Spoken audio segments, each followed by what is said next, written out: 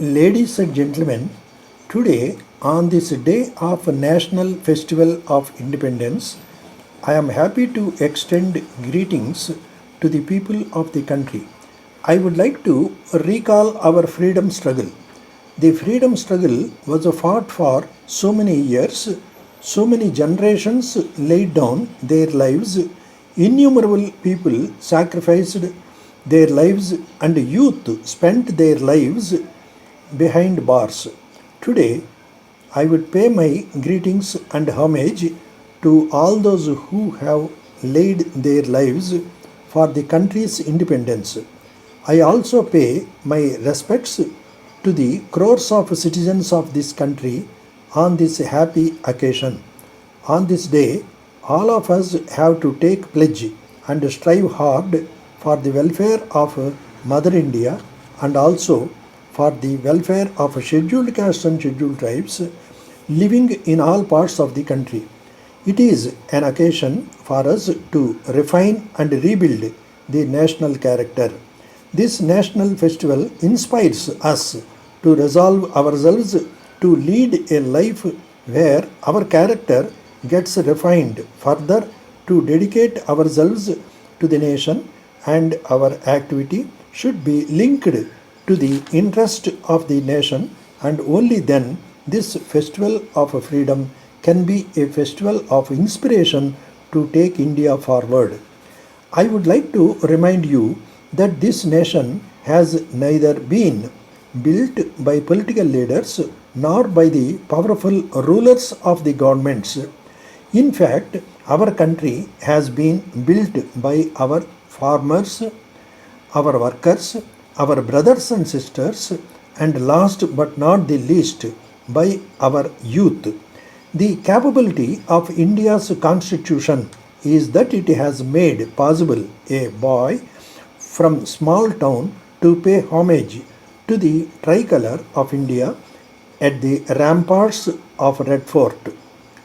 This is the strength of our democracy. This is the legacy which we have inherited from our architects of the Constitution.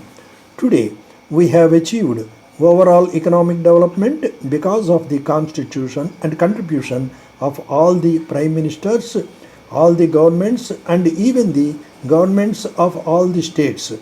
I want to express my feelings of gratitude to all those previous governments who have struggled to take our present day India to such heights.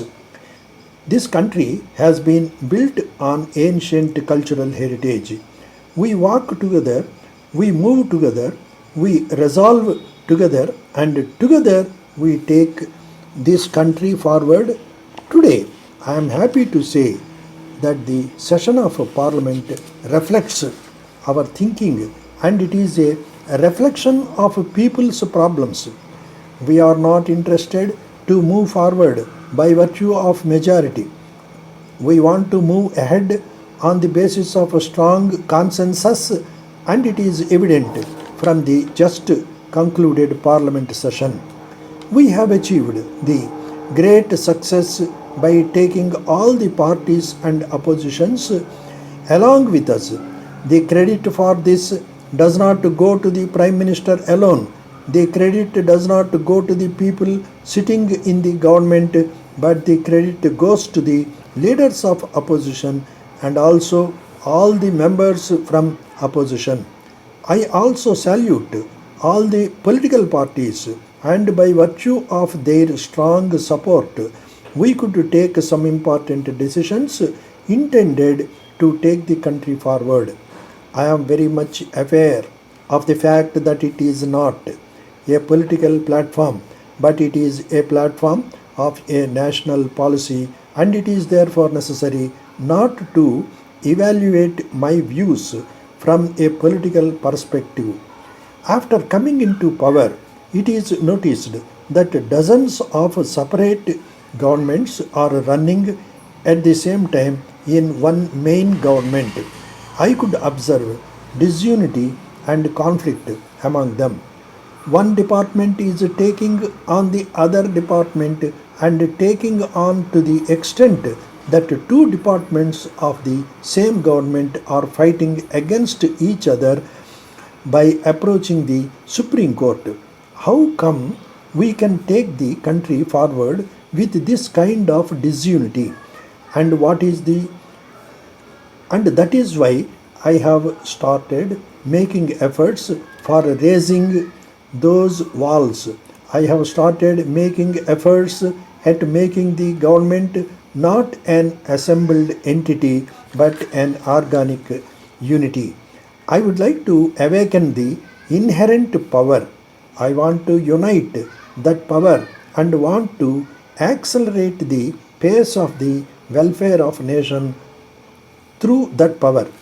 Time has come to give a serious thought to the fact that we have a duty to create India of the dreams of those great people who gave us freedom. Time and again, we have to introspect and see whether our work has helped poorest of the poor in the country. You are aware that the world has undergone several changes. How India cannot decide its future by remaining isolated by sitting in a corner. It is therefore necessary to act accordingly. In recent times, the government has taken several policy decisions, and I call upon the world and call upon the Indians to spread all over the world that if we have to provide more and more employment to the youth, we will have to promote manufacturing sector. If we have to develop a balance between imports and exports, we will have to strengthen manufacturing sector. If we have to put in use the education, the capability of the youth, we will have to go for manufacturing sector, and for this we will have to not only lend our full strength but also invite world powers. I believe that when planning commission was set up, it was done on the basis of the circumstances and the needs of the times. In recent years, planning commission has contributed to the growth of the country in its own way, but today the prevalent situation in the country is different. Global situation has also changed. Governments are no longer the center of economic activities. The scope of such activities has widened. The state governments have been at the center of development, and I consider this a good sign. If we have to take India forward, we have to take all the states forward. India's federal structure is more important today compared to earlier times. With these words, I once again reiterate our determination to the economic development of the country.